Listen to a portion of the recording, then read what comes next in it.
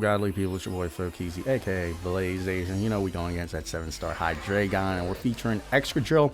The build is in the description below, along with the permanent NPCs. Bellibolt is very helpful, provides us with a light screen and potential to paralyze the Hydreigon. The Arboliva is good because it does give us residual healing with the Seed Sower, and that's basically it. Other than that, it's a double-edged sword because it weakens our ground-type moves, along with weakening Hydreigon's ground-type move, which is good for surviving this first turn. But for right now, we're just going to pop that Mud Slap real quick. Not that it does much, I'm just kind of burning a turn because we want that permanent defense cheer. Ideally, we are going to get taken out the next turn.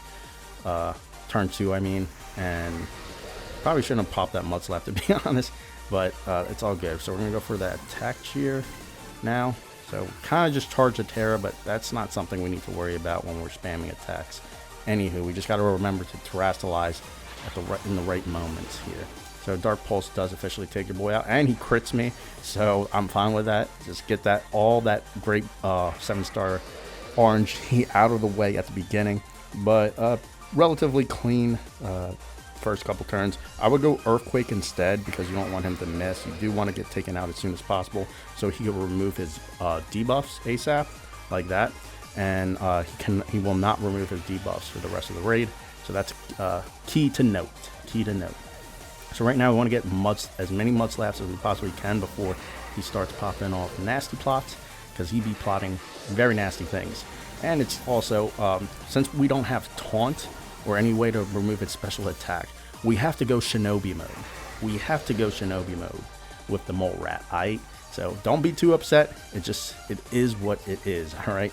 So Mud Slap will pop again. So we're going to try to get 4 of them out, and we're getting up as quickly as we possibly can, pretty much. I could probably save like milliseconds here and there, but that'd be, getting nitpicky.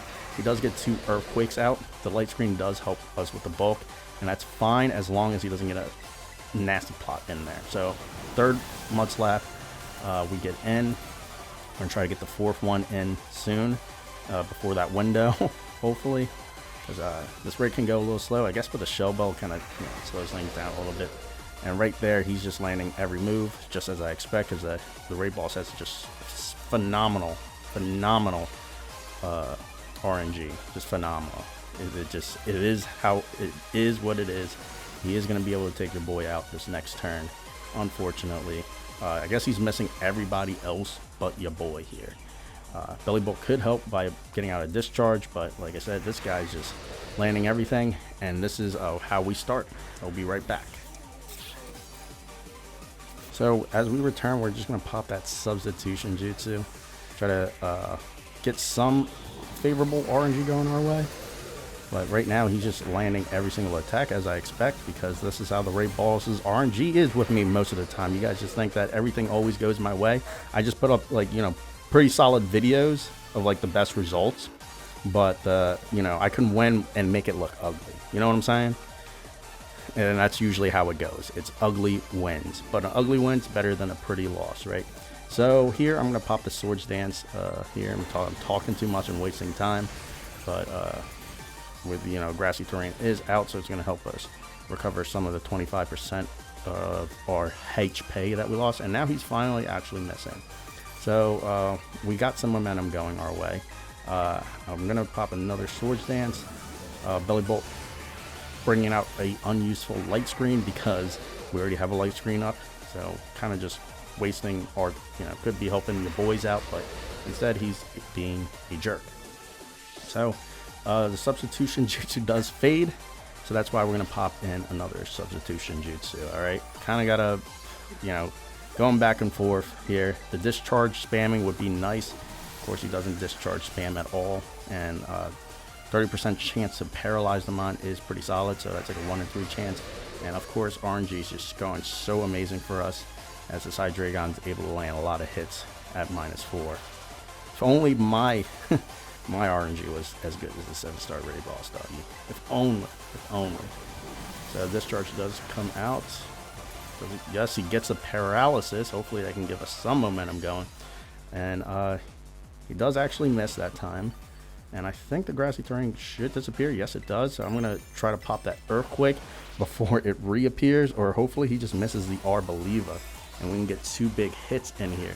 So obviously, as y'all saw, my RNG isn't great. It's about average, I'd say, but he's landing a lot of hits at -4. So it's a give or take, guys. It's a give or take. You can get upset about it, or you could just be like, hey, good job, Bull. You're a true shinobi. You were a prodigy, like Itachi. You know what I'm saying?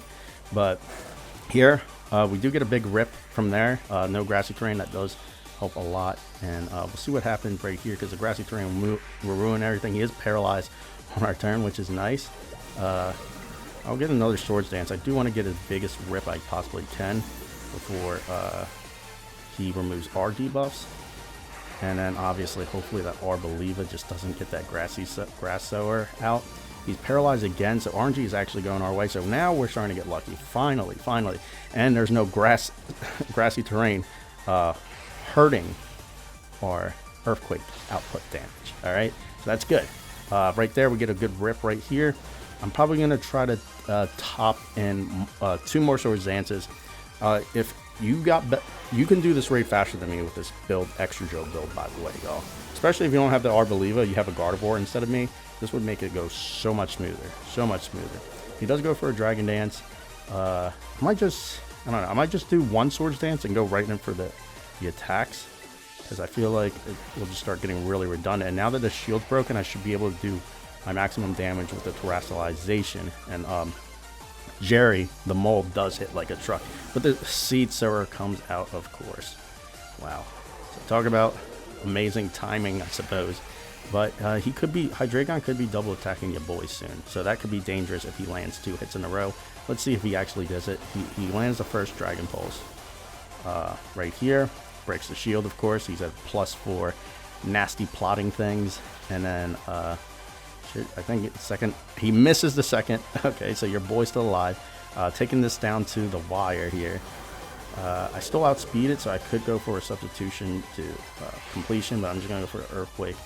I probably should have gone for a substitution, but we'll see what happens here. And even through the grassy terrain, the sun will not set on the Danimal Kingdom, all right? True shinobi stuff, right? I hope y'all enjoyed. Much love and God bless.